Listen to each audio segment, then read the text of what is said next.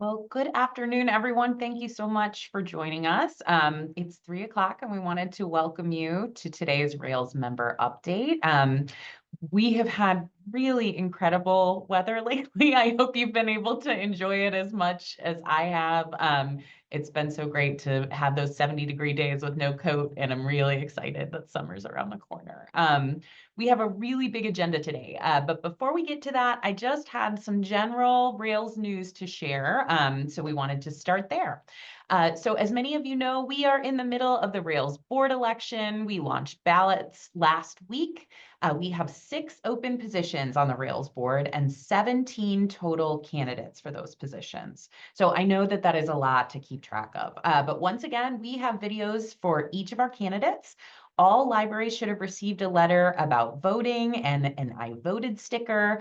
We also have a new Rails board election guide that our communications team put together. It really explains more about how you can ensure your library's vote is received and answers any questions that you might have. I know Dan just linked to it in the chat if you want to take a look.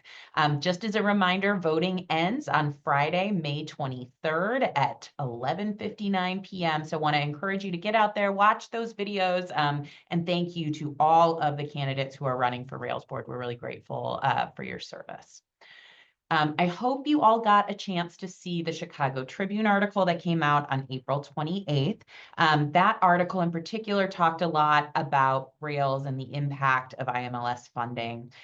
We are encouraged that the media is drawing attention to this issue, as the article went into some depth about kind of what Rails does as a system, as well as the process of interlibrary loan and how that process works in Illinois. I know for many of you who've ever had to try to explain what ILL is to someone who's uninitiated, it can be really difficult. And I think they did a really good job of dealing with a lot of details. I know a lot of you are very concerned about what's happening at IMLS. We share that concern, and we will continue to keep you aware of changes and information that you can share with those who are interested in advocating for libraries. Um, in terms of new news, many of you may have seen that yesterday afternoon, a federal judge ordered IMLS to be restored. This was the result of a lawsuit that was filed on April 4th by 21 states, including Illinois. The judge's order states that the administration must restore all employees, resume the process of payment for already awarded funding, and to refrain from further action to eliminate IMLS pursuant to the executive order from March 14th. The order, which was issued on May 13th, has a 7-day deadline for compliance. A second court is still in the process of concerning a parallel case that was brought by the American Library Association. So stay tuned for more on that. I did want to thank everyone who attended our Rails online event, Advocacy for Libraries, in late April. We had a very strong turnout for that event. If you're interested in checking it out, the recorded version is available on the Rails YouTube page. At that event, we also launched our 2024 Rails annual report. I wanted to mention that document again, as it offers a really great picture of all of the things that Rails is doing and really goes through kind of service area by service area, just what happened in 2024. This was our first year that we produced kind of a bright, colorful, member-focused annual report. We are so proud of it, and we're really proud of all of the work that the Rails staff puts in. So please do check it out. I would encourage you to take a look. With that, that's kind of the last news I have from Rails. I know Dan's put a lot of great links in the chat, so if you want to check out any of the things that we mentioned, you are free to do so. I can see that there's a question in the chat. This is from Laura. She said, has there been a change to delivery service? Items are taking noticeably longer to arrive.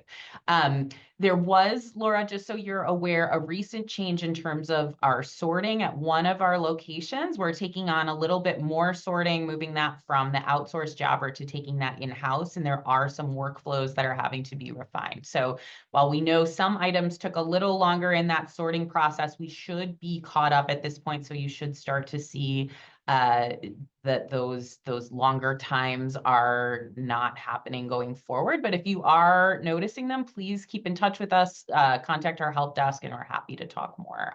Thank you for your question. Okay, with that, we are going to turn this over to Greg McCormick from the Illinois State Library. Greg, I'm so pleased that you were able to join us. Welcome. Well, thank you, Monica. It's good to join everyone today and give you a few updates on what is occurring at the State Library and certainly the issue at IMLS. Everyone has been following that closely, and I will get to that in a moment. But we've also been fielding a lot of questions regarding some of our state-funded grant programs because of what has occurred with IMLS, and there seems to be some concern about, funding regarding school district grants and those that were recently awarded. I want to assure everyone those have not been canceled. Payments are currently being issued by the state comptroller, and those appear to have begun on May 9th. Those are all funded with state funds, and those are moving forward. As well, our public library per capita and equalization grants for FY25, those awards and payments are forthcoming, as well as decisions regarding the FY25 public library construction grants. We will have awards for those made as well. All of that is funded with state appropriations and is not impacted by funding from IMLS this fiscal year and should not be impacted next fiscal year, and more to come with that in a moment. This is also, of course, the time in Springfield where this is legislative and budget season. We expect this General Assembly to finalize the state's budget, but for FY26 at the end of this month. The Secretary's budget, which includes a significant amount of money for libraries and literacy programs, including some increases, has been through the budget hearing processes in both the House and the Senate. There are two separate bills that will be their House Bill 3921 and Senate Bill 2608. They will be folded into, one of them will be folded into the greater budget bill for the entire state that will be passed for fiscal year 2026. But we are through the hearing process for those requests, not only for the Secretary's operations, but to support library and literacy programs. Specifically, there's over $60 million requested for library and literacy programs in that budget request. But certainly a key component to the state library's budget request for FY26 is that IMLS funding. As Monica's alluded to, everyone's read, I'm sure, the Tribune article. You've probably also read closely the Secretary's message regarding the IMLS situation. Most recent updates, the state library, and this is available on the Rails website too, we have received a partial award of our 2025 Grants to States program, which is commonly known as LSTA to many in the library community, but that funding has been received, and we do anticipate receiving the remainder of that allotment. And even before the preliminary injunction that was issued yesterday, we did have recent indication from IMLS that was forthcoming. So we do believe this matter is being resolved with the FY25 grants to states allotment that we will spend in state fiscal year 2026. The state library never received a termination letter, although there has been some concern about, has there been a slowdown because of staffing levels at IMLS? But thus far, everything has moved forward with the current funding we're expending from the federal agency. And we would expect the same for this next allotment that we will begin expending on July 1st. We will move forward with our 2026 awards, including the library system funding, which supports delivery and everything that the library system does on behalf of their membership. Once we're assured of the funding levels from IMLS and the amounts that are appropriated by the General Assembly, which we should know hopefully by the end of this month. Moving forward, and I'm sure you're going to hear more information about this from Rails, from our office and other sources, congressional action will be necessary for IMLS and its funding to continue. The Museum and Library Services Act sunsets on September 30th of 2025, and it will require both an authorization of the agency and an appropriation of funding to support those functions. The budget proposal that has currently been put forward by the administration does not include funding for IMLS. So I'm certain that you will hear much more about that particular issue. I think that the immediate concern, though, seems to have been addressed for what we're doing now and what we intend to do through fiscal year 2026. So that's all I have for you today. Greg, we thank you so much for your time and for this informative update. You all should know that the Illinois State Library works so hard for us both in keeping us informed of these changes and all of the things they do and their support of the regional library systems. And we really appreciate you being here with our group today. It was a pleasure. Thank you. Of course. So we will look forward to some of these deadlines that Greg has shared in September around the need to make sure that we're paying attention to some of these changes, and we will continue to update you. Don't hesitate to continue to look at the IMLS Advocacy Pulse page on the Rails site, where we're compiling a lot of this information into one place so that you can find it, or keep in contact with our communications team, read e-news, all of the different ways that you can find out. So thank you all very much. All right, next on our agenda, we are moving into a discussion of the Blueberry Awards with Betsy Bird, who's the collections manager at Evanston Public Library. I know that Betsy is having some bandwidth issues, so she's going to keep her camera off, but we are so excited to have you here with us today, Betsy. Well, I am so excited to be here. Thank you so much for having me. And just to start us off, I'm going to share my screen. There we go. So yeah, the Blueberry Award. This is an award that was actually started by a library worker here named Martha Meyer. She, during COVID, came to the conclusion that something needed to be done when it came to the environment. And I'm sure we've all had that thought before, but she decided to actually go out and do something about it. And strange as it may sound, there are not many awards out there for children's books that celebrate a love of nature. And that was something that she set out to change. The Blueberry Award, of course, a play on words, sounds like the Newbery Award. But, you know, we have a sense of humor about it.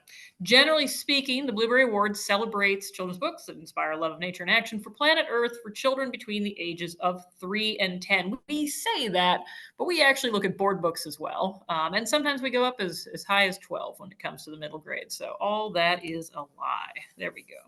So what does the Blueberry Award do? Well, the fact of the matter is that there are lots of books. In fact, even since we began the Blueberry Award, we have seen an increase in books that are addressing a love of nature for kids and also environmental concerns. But because we are a group of librarians, we are always looking for excellence in the writing, in the art, in the design.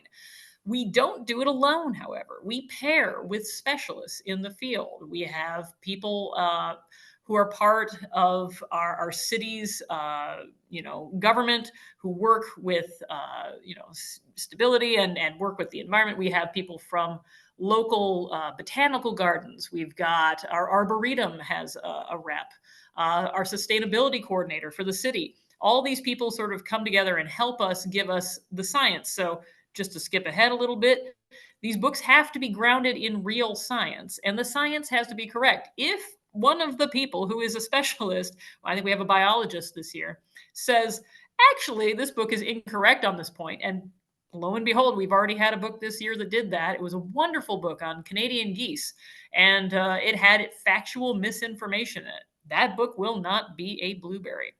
At the same time, we like it when they talk about nature and nature intersections.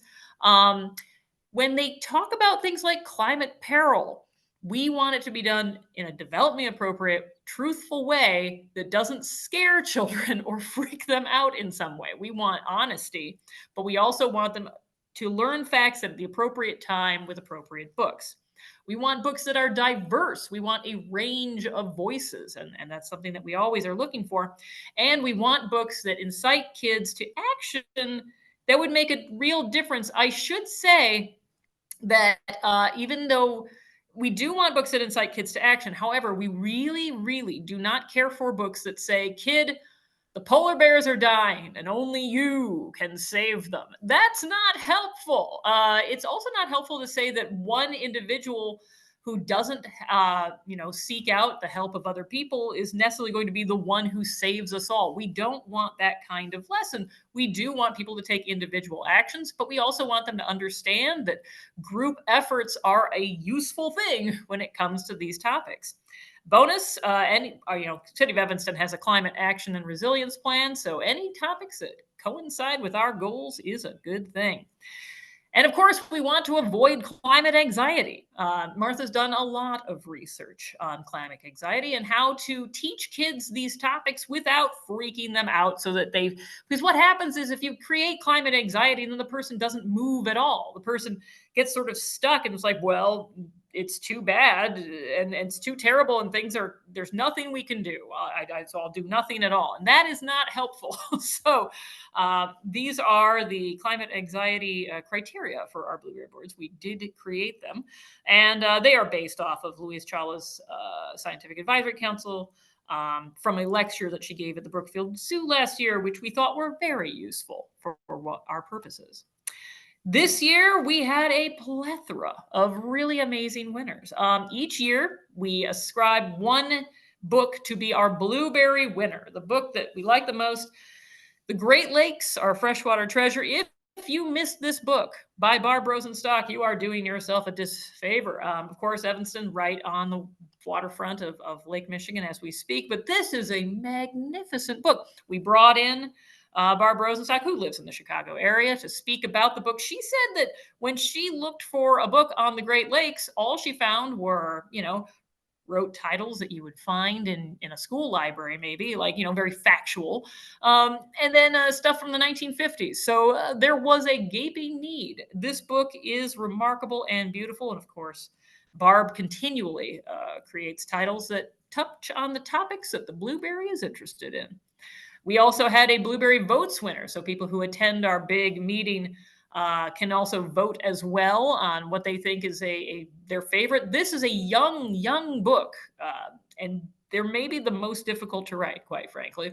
But very simple, very good for the youngest of readers, and great for story times. The Pelican Can, so much fun. Tony Yulee was very gracious and sent us an acceptance video, and many people do.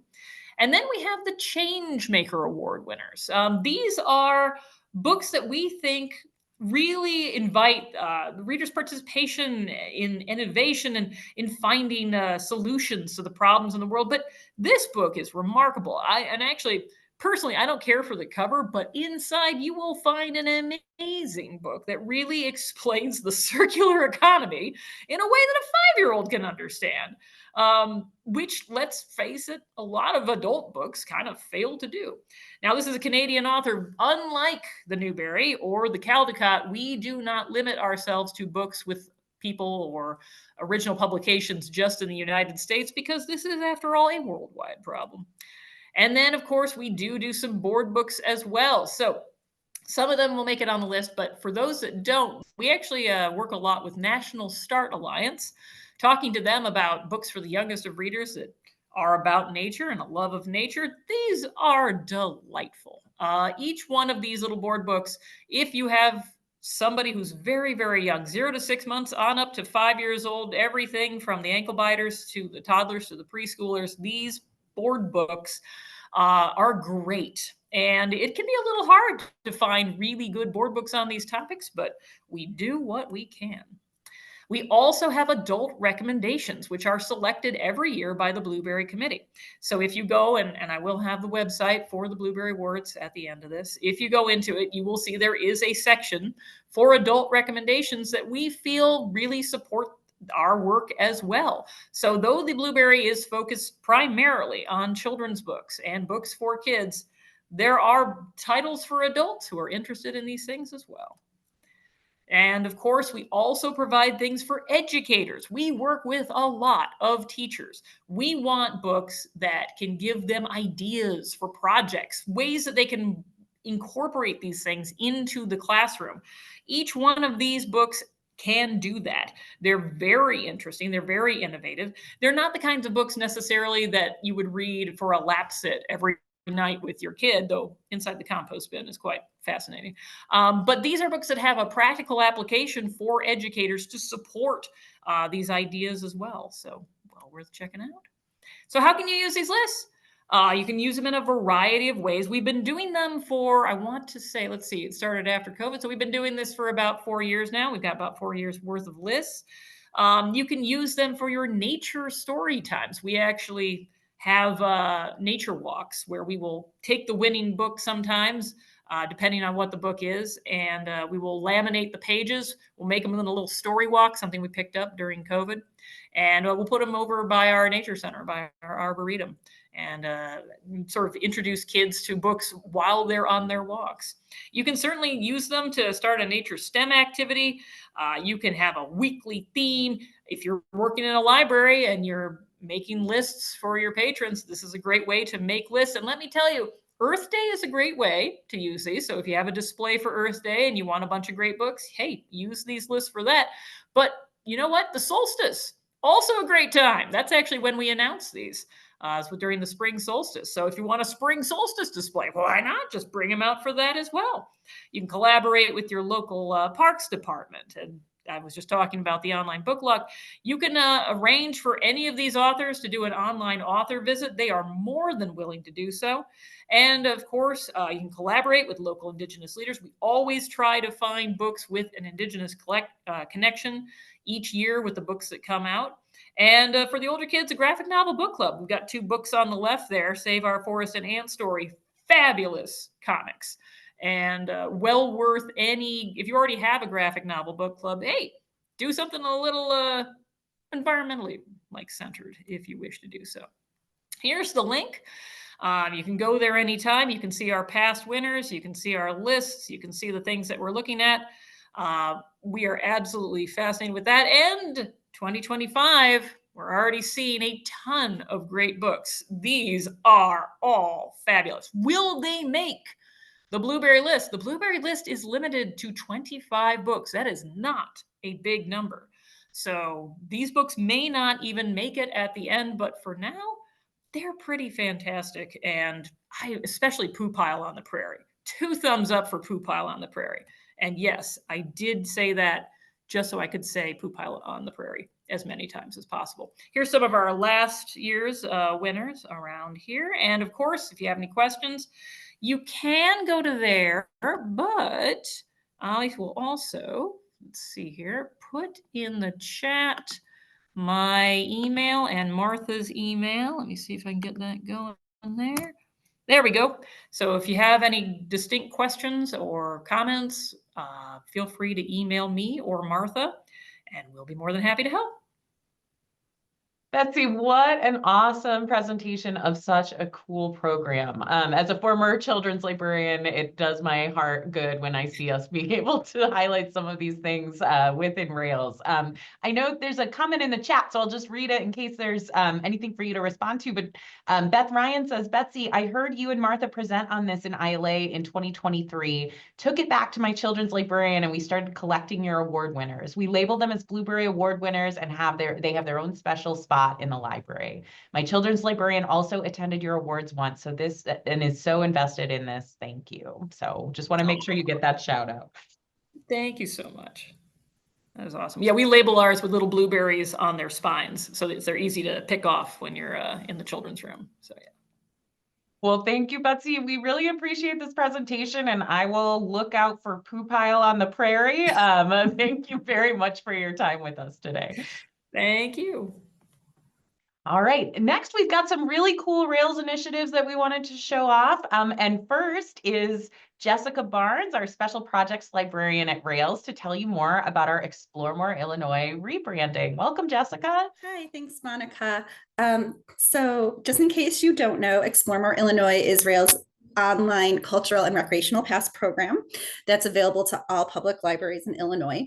And if you are already a member, you should have received your new marketing materials that we sent out through delivery. So every package came with a poster, bookmarks, and a window cling for you to display in your library. We also have put those materials as well as additional materials on our website at exploremoreillinois.org. So in addition to PDFs of the poster and the bookmarks, we also have the signs, bookmarks, and posters in Spanish. And we have additional materials like a really cool coloring sheet and word find for summer reading that is Explore More Illinois themed that you can use. So all of those things can be printed out at any time. I'm so excited that so many of you have reached out and said that you really love the marketing materials, but unfortunately we don't have additional materials to send out to you at this time, but you are free to print out whatever number of copies you need of those materials. We also have our new logos online, so you can grab the logo that works best for you and then put that on your website to update it to the login page. If you have any questions, I'll put my my email in the chat as soon as I'm done. But yes, if you haven't, and if you have any additional questions that you maybe want to talk with me in person about or online, we have a webinar scheduled for June 3rd at 1 p.m. It's a question and answer session. So think of it as like an office hours where you can just stop in and ask me any questions. You can stay for as long as you want, or if you just have a quick question that you want to ask, you can attend the Zoom session and get your questions answered. We can go over the new marketing materials. If you have new staff members who are unfamiliar with the program, you can have them stop by and I can walk people through how to log in or how the program works. So I look forward to seeing many of you there. And then in addition, I couldn't have planned this better with Betsy's presentation, but I just want to highlight some really fun summer attractions that we have at Explore More Illinois. With the weather being so nice, I just wanted to highlight Chicago Botanic Gardens has free admission in Glencoe. Anderson Japanese Gardens in Rockford has buy one, get one free admission. And then we have a discount admission to Quad City Botanical Center in Rock Island. So those are some great summer attractions. And then I just also want to say I visited David Davis Mansion a couple weeks ago on my way to Springfield. I stopped in Bloomington. If you haven't had a chance to go to David Davis Mansion, if you are Abraham Lincoln buff, it's a beautiful historic house owned by a colleague of Abraham Lincoln's, and the state has restored the mansion and free admission all the time. There's a discount to the gift store via Explore More Illinois, but I would definitely check it out if you're in the Bloomington area. If you have any questions, feel free to put it in the chat and I can answer them. Remember our June 3rd webinar. And then if your library hasn't joined Explore More Illinois, you have until June 15th to sign up for this round of our enrollment period. You can just send me an email and we can get you started. Remember, there's no cost for members. Rails picks up the cost of the program. So all you have to do is just let me know that you're interested and we'll start the enrollment process for you. Thanks so much. Jessica, thank you so much for showing off all the exciting work that you've been doing with our Explore More program. If you haven't had a chance to look at the new rebrand, I definitely encourage you to take a look. It's really bright and eye-catching, and hopefully will continue to give your patrons something to connect to when it comes to the Explore More program. So thanks so much, Jessica, for coming with us today. Next, we're going to show off our upcoming Libraries Count Rails Data Conference with Jeanette Durucky, our data analyst at Rails. Welcome, Jeanette. Hi, thank you. Thanks for having me. It's great to be here. I'm Jeanette Durucky. I'm a data analyst at Rails, as Monica said. And we're excited to invite you to the first ever Libraries Count Rails Data Conference this fall. I'm happy to be here to share a little bit more about the event and why you should save the date and definitely plan to join us. So first things first, why host a data conference? There's a lot of really great reasons for this kind of an event, but many of them are related to the 4 that I have on the slide. First, data is just really important. It's becoming increasingly more important as libraries grow and evolve. And this includes not just for tracking changes over time or for guidance and decision making, but also for the advocacy work that we're doing. Second, these skills are really in high demand for all of those reasons, but also because we need to be informed, intentional, and efficient about how we collect, use, and manage our data. And then the technologies and tools that we use, as well as the data that we create, are changing all the time. So while many librarians have some level of data training, there's really an ongoing need to continue to develop those skills. And this is an opportunity for us to address that need. If you've ever looked at data training programs, it's really difficult to find courses or programs that are meant for library staff. So in many cases, the industry training programs are too advanced or can be cost prohibitive, and they largely skew toward corporate needs. And Rails really sees this as an opportunity to provide library workers with the type of training meant for them in a peer-to-peer environment. And then finally, it's all about building connections. I know I love to attend conferences, but it can be difficult to find other library staff who are doing data work. This event will be an opportunity to really connect with people who are maybe tackling the same challenges or data problems you are, but in a smaller scale conference environment. So when and where are we having this? It's planned for Monday, October 13th, 2025 at the Donald E. Stephens Convention Center in Rosemont. And this is one day prior to the start of the 2025 ILA annual conference. We're so happy to be partnering with ILA on this event. And so they're taking place at the same venue, and our event is actually being offered as a pre-conference add-on to ILA annual. So I'll tell you more about that in a minute. Who should attend? Anyone and everyone is welcome, from data enthusiasts to data novices. Staff from all library types working in any staff role. There's really no limit. The people responsible for doing data work varies greatly by library, so we're planning with that in mind. I will say that attendance is going to be somewhat limited. In order to keep the session sizes small, we're only able to accommodate 100 attendees, so be sure to sign up early when registration opens. What can you expect from Libraries Count? This is going to be an in-person event only, so no virtual option, loosely based on the Research Institute for Public Libraries Conference, or RIPPLE, for those of you who might be familiar with that event or maybe have attended. If you're not familiar with RIPPLE, it's a boot camp style workshop event with a focus on practical application. Libraries Count will have a similar focus with an emphasis on skill building.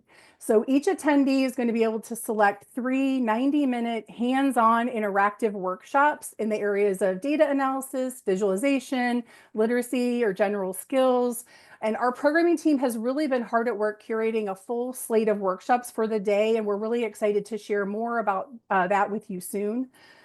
We've also included time for 2 one-hour networking blocks for attendees to be able to share and learn. One of those sessions will be more structured networking with table topics and facilitators, while the other one is intended for more casual interaction. And last but not least, lunch will be provided for all attendees, so that's included with the cost of registration. I feel like this is a really great time for me to thank the fantastic team that I've been working with for planning this event so far. It's Lauren Chambers, Leah Gregory, Matt Hammermeister, Margaret Heller, Melissa Morgan, Alexis Shruby, Diane Silva, and Catherine Yanikoski. You can see all library types and various areas of the state are represented in that group. I really couldn't make this happen without their insight and expertise, so I'm really grateful for everything they're doing. We've also had a number of library staff volunteer to help with the event, and we're really looking forward to working with you as well. So thank you. So how do you sign up? As I mentioned earlier, this event is offered as an add-on to ILA Annual Conference. Registration for that event opens July 21st, so mark your calendar. More information can be found on the annual conference event page of the ILA website. Registration for Libraries Count will be $100 during the early bird period, which is through September 15th.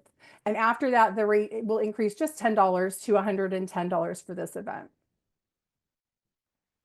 So as we get closer, we'll be sharing more information about registration, programming, and sponsorship opportunities. So you can stay tuned and keep a lookout in all the usual places. I'll direct you towards the Rails e-news, our listservs. The June issue of the ILA Reporter will have a little blurb. Definitely the ILA website, and you can always contact me directly. I put my contact information on the slide. But that's all I have for you. I hope you'll consider joining us in October. Thanks so much, and I'll turn it back over to Monica.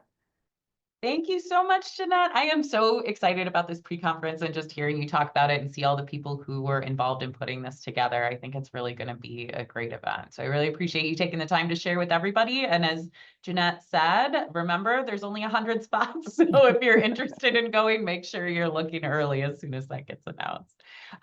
There was also a shout out in the chat for you saying how exciting this is. So thank you, Jeanette, for presenting on this today.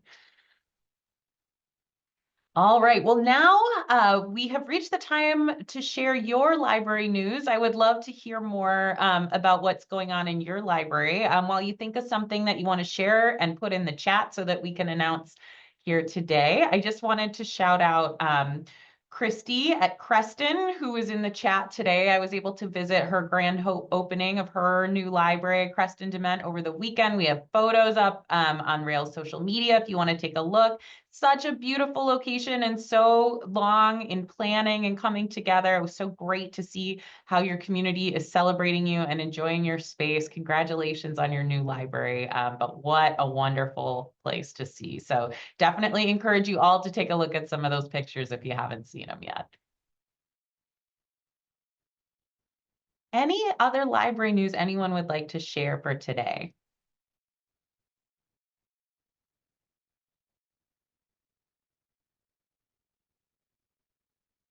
Well, I do want to open it up in case anyone has any additional questions that you'd like to ask before we adjourn for our member update for today.